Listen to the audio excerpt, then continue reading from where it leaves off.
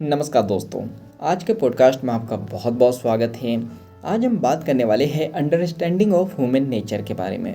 यानी आपको ऐसा लगता है कि लोग आपको नहीं समझ पा रहे हैं, या आपको ऐसा लगता है कि आप लोगों को बहुत अच्छे तरीके से नहीं समझ पा रहे हो, तो आपको ह्यूमन नेचर को समझने की ज़रूरत है। चलिए इस पर बात करते हैं हम लोग। ह्यूमन नेचर को समझने के लिए आपको 4 डोमेन पे काम करने की ज़रूरत है। Number 1, human psychology. जब आप ह्यूमन साइकोलॉजी को समझते हो तो आपको पता चलता है कि लोग आपके बारे में क्या सोच रहे हैं, या आपको लोगों के बारे में कैसा सोचना चाहिए। आपका जो नज़रिया है, जो माइंडसेट है, वो पॉजिटिव है या नेगेटिव है, वो आपको समझ में आ जाता है। दूसरे डोमेन पे आपको काम करने की ज़रूरत है राइट बॉडी लैंग्वेज।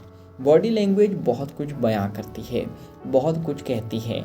हर व्यक्ति की बॉडी लैंग्वेज आपको बता देती है ये व्यक्ति नेगेटिव है या पॉजिटिव है, ये व्यक्ति आपको पसंद करता है या नहीं करता है, कोई व्यक्ति आपसे बात करने में इंटरेस्टेड है या नहीं है, या आप जिस व्यक्ति से बात कर रहे हैं वो इंटरेस्टेड है भी आपकी बात में या नहीं है, या बिना मतलब में आप उसे पकाए जा रहे हो।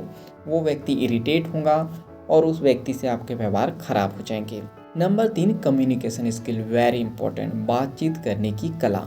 अगर आपको बातचीत करने की कला आती है, कम्युनिकेशन स्किल आती है, तो आप ह्यूमन नेचर को बहुत अच्छे तरीके से समझ जाओगे, दूसरों के नेचर को भी समझोगे और अपने व्यवहार को भी बहुत अच्छी तरीके से आप जो है वेल डेवलप कर पाओगे, उसको अच्छे से मेंटेन कर पाओगे। नंबर 4 है लॉ ऑफ सिमिलरिटी, यानी कि समानता का नियम। यहीं से चीज़ें खराब होती है। समानता का नियम यानी ऐसा कहते हैं कि हम दोस्ती उसी से करते हैं जो हमारे समान होता है।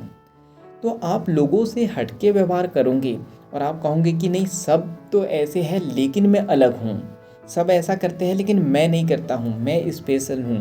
तो सबसे पहले मैं कहता हूँ अपने आप को स्पेशल मानना बंद करो।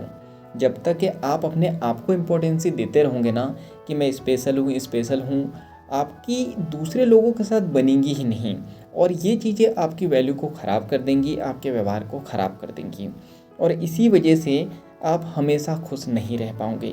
अगर ये 4 डोमेन पे आपने काम कर लिया तो लाइफ में आप हमेशा खुश रहोगे, वरना अगर इस पे काम आपने नहीं किया तो आप लाइफ में हमेशा दुखी रहोगे। एक रिसर्च हुई थी, बहुत बड़ी और बहुत लंबी रिसर्च थी। उसमें बताया गया था कि कौन से ऐसे व्यक्ति हैं जो हमेशा खुश रहते हैं। तो उसमें बताया था ऐसे व्यक्ति जिसके रिश्ते सभी लोगों से बहुत अच्छे हैं, वो व्यक्ति हमेशा खुश रहता है। तो अगर आपने ये 4 डोमेन पे काम कर लिया तो आप दूसरे लोगों को बहुत अच्छी तरीके से समझने लगोगे, दूसरे लोगों से आपका व्यवहार बहुत अच्छा हो जाएगा, और व्यवहार कैसे करते हैं ये आप सीख जाओगे, जिसकी वजह से आपका जो नेटवर्क है, आपके जो रिश्ते हैं, वो बहुत ज़्यादा स्ट्रांग हो जाएंगे और हमेशा आप खुश रहोगे। और ऐसा कहा जाता है कि जो व्यक्ति हमेशा खुश रहता है वो अपने जीवन में सक्सेस होता है, यानी वो अपने जीवन में कामयाबी हासिल करता है। तो सारी चीज़ें एक दूसरे से इंटरकनेक्ट हैं। तो ये 4 डोमेन पे आपने काम कर लिया तो जितने मैंने फ़ायदे बताए हैं इससे कहीं गुना ज़्यादा फ़ायदे आपको मिलते हैं।